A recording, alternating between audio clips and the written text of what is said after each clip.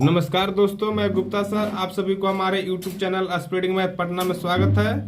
दोस्तों आज इस क्लास के माध्यम से 10th क्लास का फिजिक्स पढ़ेंगे। दोस्तों इससे पिछले वीडियो में हम लोग भाग नंबर 7 तक कर लिए हैं। दोस्तों आज भाग नंबर 8 पढ़ेंगे। इसमें पढ़ेंगे प्रतिबिंब के बारे में। दोस्तों पढ़ेंगे प्रतिबिंब किसे कहते हैं, प्रतिबिंब के प्रकार पढ़ेंगे, अब प्रतिबिंब के प्रकार के परिभाषा पढ़ेंगे, अब प्रतिबिंब के प्रकार के परिभाषा का अंतर पढ़ेंगे। दोस्तों चलिए प्रतिबिंब की परिभाषा किसे कहते हैं, तो बोल रहा है कि दो या दो से अधिक प्रकाश की किरणें वस्तु के किसी बिंदु से चलकर दर्पण से परावर्तन के पश्चात जिस बिंदु पर जाकर मिलती है या मिलती हुई प्रतीत होती है उसे वस्तु का प्रतिबिंब कहते हैं। देखिए दोस्तों हल्का एक समझाते हैं। मान लेते हैं कि ये आपका दर्पण है। दोस्तों ये है एक तो प्रकाश किरण आया यहाँ पर गया, फिर एक तो यहाँ पर आया, अब फिर यहाँ पर अगर मान ले कि यहाँ पर टकरा गया थी तो वास्तव में मिलती है। अगर नहीं है मान लो यहाँ था तो यहाँ से चल जाता तो क्या होता, मिलती हुई प्रतीत होती है। तो आपको बात के समझ में आ गया होगा दोस्तों कि दो या दो से अधिक प्रकाश की किरणें वस्तु के किसी बिंदु से चलकर दर्पण से परावर्तन के पश्चात जिस बिंदु पर जाकर मिलती है, देखिए मिलती है, एक तो मिलती हुई प्रतीत होती है, तो उस वस्तु का प्रतिबिंब कहते हैं। देखिए यह दो प्रकार का होता है। इसका प्रकार दो होता है दोस्तों।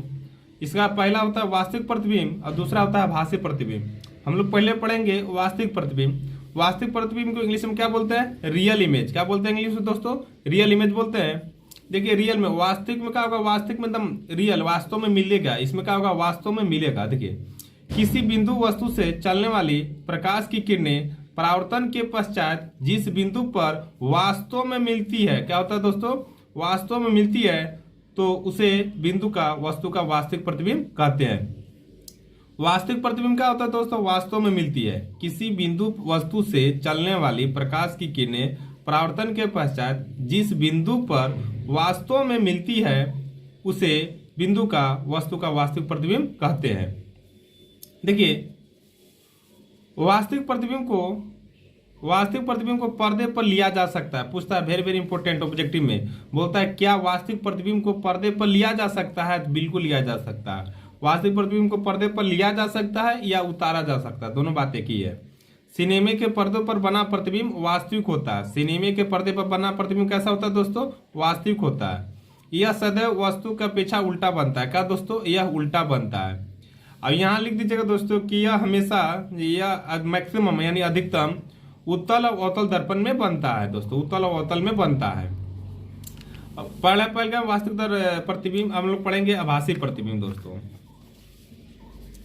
देखिए आभासी प्रतिबिंब को बोलते हैं वर्चुअल इमेज। यदि किसी बिंदु वस्तु से चलने वाली प्रकाश की किरणें परावर्तन या अपवर्तन से पश्चात किसी दूसरे बिंदु से निकलती हुई प्रतीत होती है, आभासी में क्या होगा दोस्तों, आभास होगा, प्रतीत होगा, तो उसे वस्तु का आभासी प्रतिबिंब कहते हैं।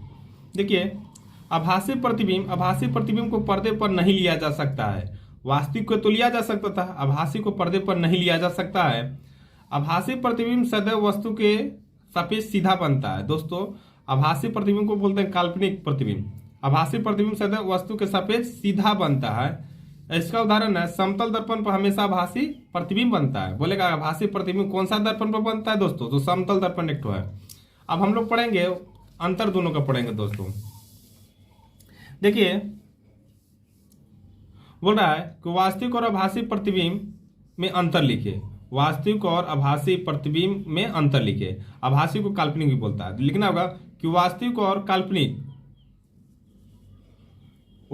आभासी काल्पनिक प्रतिबिंब में अंतर लिखे। तो क्या बोल रहा है कि वास्तविक और काल्पनिक प्रतिबिंब में अंतर निम्न है। वास्तविक प्रतिबिंब देखिए, अब आभासी प्रतिबिंब देखिए, यह वास्तविक कटान से बनता है, यानी क्या एकदम मिलती है। और इसमें क्या है, काल्पनिक कटान से बनता है। काल्पनिक में क्या कि प्रतीत होती है। दोस्तों क्या होगा, ये प्रतीत होती है। देखिए यह हमेशा उल्टा बनता है। वास्तविक प्रतिबिंब उल्टा बनता है और काल्पनिक प्रतिबिंब क्या बनता है, सीधा बनता है। इसे पर्दे पर लिया जा सकता है, इसे पर्दे पर नहीं लिया जा सकता है। यह दर्पण के सामने बनता है, यह दर्पण के पीछे बनता है। इसका उदाहरण है समतल दर्पण और इसका उत्तल और अवतल दर्पण। बात को समझ में आ गया दोस्तों। ठीक है, वीडियो अच्छा लगे तो चैनल को सब्सक्राइब करिएगा। धन्यवाद।